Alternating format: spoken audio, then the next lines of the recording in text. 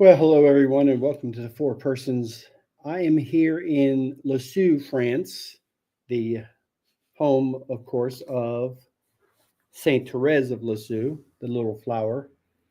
And I just have a little bit of an update here, going to kind of bring you up to speed on what has transpired since Lourdes. I'll use that as the starting off point. From Lourdes, we went to Toulouse, and a little bit of a letdown. And I think part of that was just the hangover from leaving Lourdes. That place is hard to leave. It's really unbelievable. But Toulouse was a little bit of a letdown. The buildings were a little bit run down. Um, there were some relics in some parts, but the relics were hidden away. We were not allowed to see them. I was not allowed, for instance, to see the burial site of Saint Thomas Aquinas. So Toulouse was a little bit of a letdown. Rocamadour, on the other hand, was unreal. Built into the side of a mountain. Uh, it's basically rises up from this village below uh, to the mid level where the abbey is, to the highest level where the castle is, and it's just unbelievable. And Rocamadour got its name. Amador means he who loves, and it was a mysterious hermit who lived there around about the first century, and nobody knew where he came from. Nobody knew what his real identity was, but he was identified as a person who was full of love and full of charity. And he was this mysterious hermit that people would go to see from time to time. And then he disappeared, and nobody knew what happened to him. So he kind of melted back into the legend of the place until centuries later. I believe it was the 12th century, when they were doing some excavating on the site in the mountain to expand it, and they found the body of this stranger preserved within the walls. And putting two and two together, they found out that this stranger, this Saint Amador, as they called him, was none other than Zacchaeus, the biblical tax collector who climbed the tree to see Jesus because he was too short in stature. And lo and behold, Zacchaeus was married to Saint Veronica. And she, of course, is the woman who wiped the face of Jesus with the cloth that now bears his image. And then, of course, there was an image of Our Lady that was placed inside the chapel at the very top in Rocamadour. And over time, from the burning of candles before this image, there was that the image became black. It became known as the Black Madonna of Rocamadour. And many miracles have been associated with that image, with lighting a candle in that chapel before that image, which I did. And so it's considered one of the miraculous Marian shrines of France. And there is a mysterious bell with at the top of the chapel. It has no cable or any kind of rope or anything to make it ring. And yet it has spontaneously rung at different times during history to forewarn disasters at sea. The maritime disasters have been warned by this spontaneous ringing of this bell. And finally, in Rocamadour, Saint Bernard of Clairvaux penned the famous Memorare. Remember, O most gracious Virgin Mary, that never was it known that anyone who fled to thy protection, employed thy help, or sought thy intercession was left unaided. Inspired by this confidence, I fly unto thee, O Virgin of Virgins. Despise not my petitions, but in your mercy hear and answer me. Just one of the most wonderful prayers of all time. That was penned in Rocamadour. So was really a place that impacted me greatly. And from Rocamadour, we went to Perles-Monial. And the very interesting thing about Perles-Monial is we went to the two sites where Jesus actually appeared to Margaret Mary Alacoque, St. Margaret Mary Alacoque, and it is the place where she is buried, the Chapel of the Apparitions. And we celebrated Mass in the Chapel of the Apparitions, just as we had celebrated Mass in the chapel at Rocamadour. When Jesus presented the Sacred Heart devotion to Margaret Mary Alacoque, the biggest mainstay of that devotion is what's known as the First Friday devotions, and that is a set of promises, including final perseverance, to anyone who will go to Mass on the first Friday of 9 consecutive months and receive communion in a state of grace. That Jesus promises a number of promises, including reconciliation in their families and a number of other things. But the biggest is final perseverance in the faith. And if you don't know what final perseverance is, I would challenge you to look that up. But the incredible thing is that when we celebrated this Mass in this chapel where Jesus actually appeared to Margaret Mary Alacoque, it was, lo and behold, the first Friday of the month.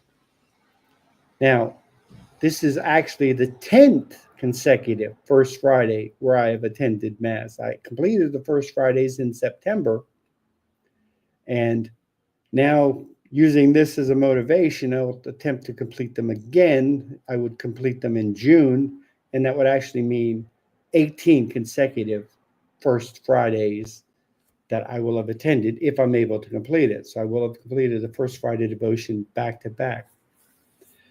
Later Friday, as if that was not enough, we went to Navarre's and we walked the grounds of Navarre's. We walked through the convent. We did the tour there, and we saw the exact room where Bernadette gave her testimony, the exact room where she died, the exact location where she died. And then we were able to visit the chapel, and I took a picture of the actual body of Saint Bernadette in repose, and I'll attach that picture to this article. Yeah, astounding. This saint died almost 150 years ago, and her body is still preserved. So Navarre's was just beyond overwhelming. From there, we went to Chartres, and Chartres is this magnificent cathedral with a few miraculous stories to it. And one of them is, let me see if I can find this image.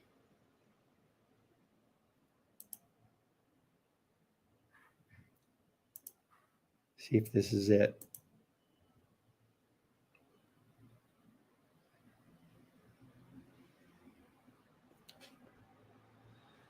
Okay, no, that's not it. Bear with me just a second here.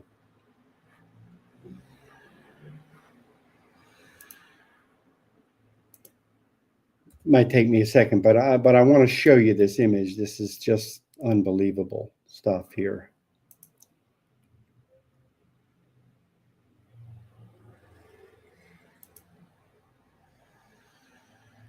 Okay. All right, so this should work now.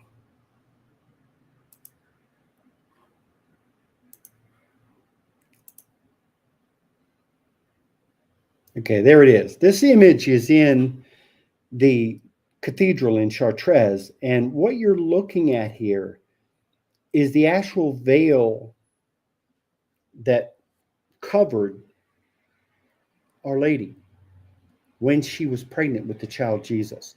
So at some point when she held the child, the baby, Jesus, the newborn baby, he would have been wrapped in this veil. And there was a fire uh, in the 12th century in this chapel and in this cathedral, and a great deal of the cathedral was destroyed, and the priests were able to escape into the crypt below. They were able to take a trap door and escape into the crypt below, and they hid out there, and they were able to take this veil with them and preserve them, this priceless relic. And then the church was rebuilt. And then in 1944, the Allies were going to shell the cathedral. They were convinced that the Germans were holed up inside the cathedral in the towers. And one soldier, a Wilbron Griffith, I believe was his name, defied the order and took it upon himself to go in and search the cathedral for snipers. And turns out there wasn't any. And he was able to save this magnificent cathedral. Um, and then 2 hours later, he was in another location and he was killed. And all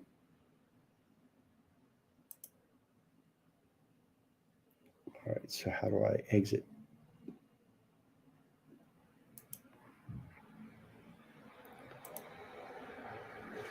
Trying to exit the share screen.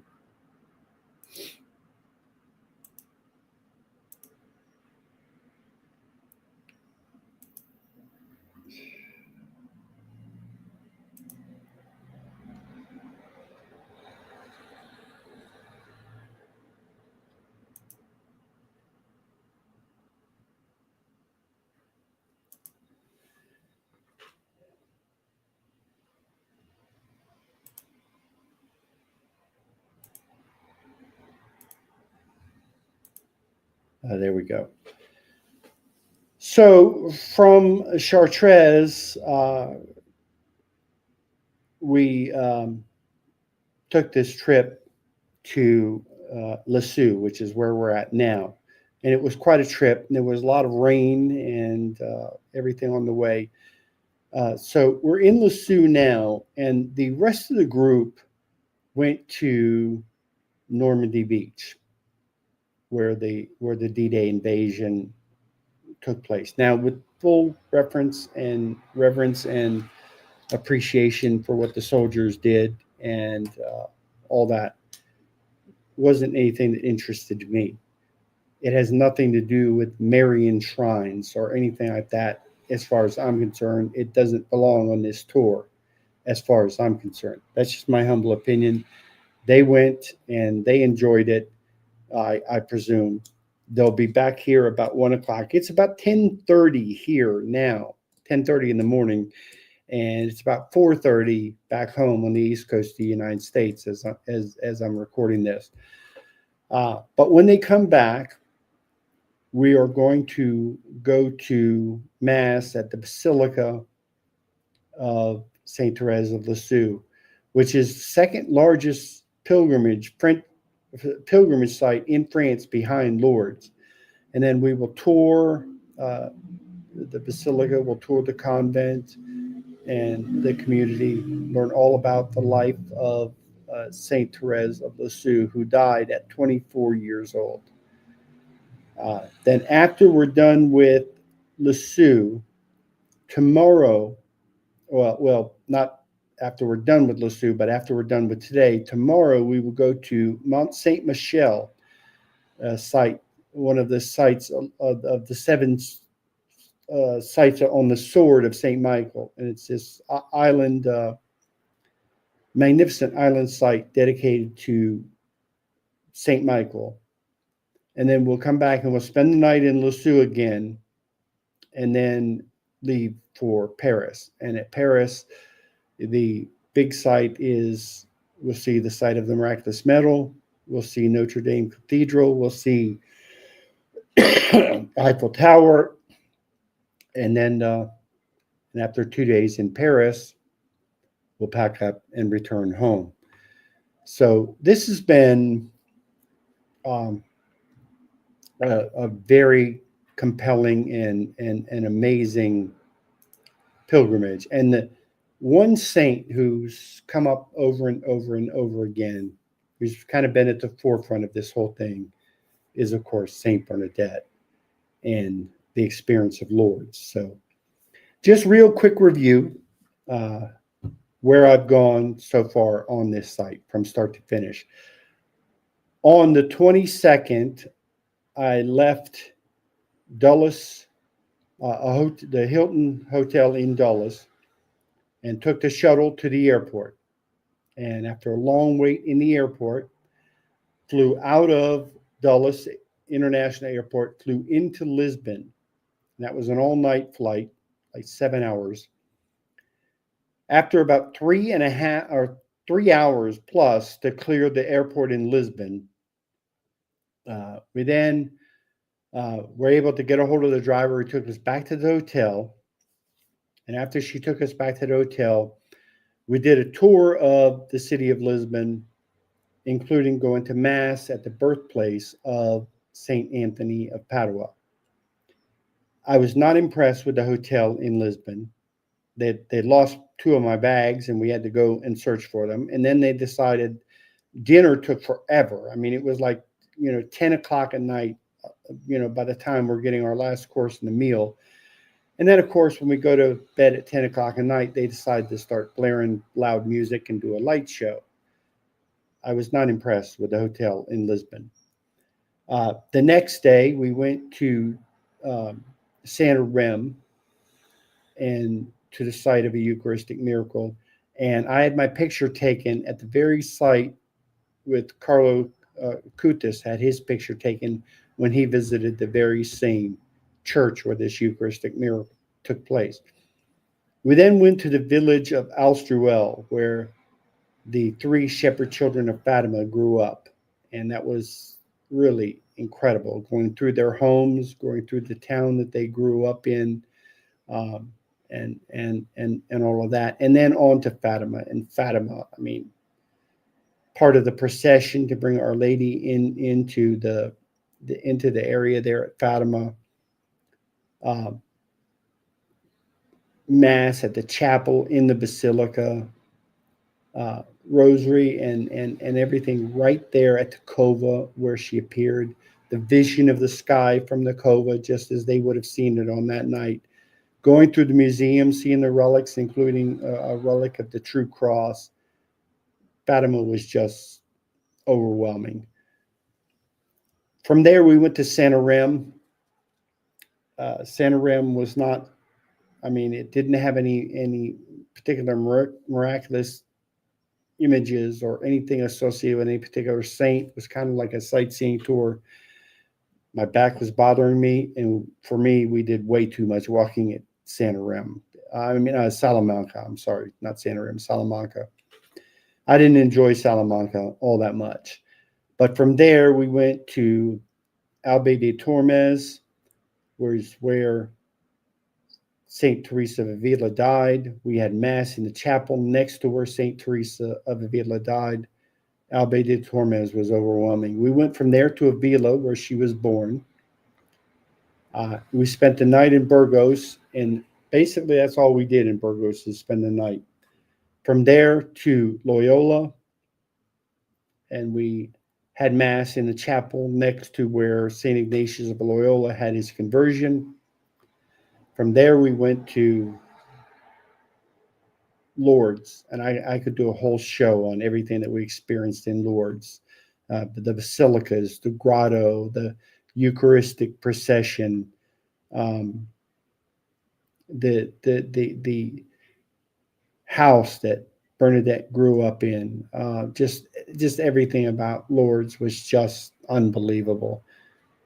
As I told you, from Lourdes we went to Toulouse, from Toulouse to Rocamadour, from Rocamadour to Paray-le-Monial, to Navarre, to Chartres, and now here we are in Lisieux.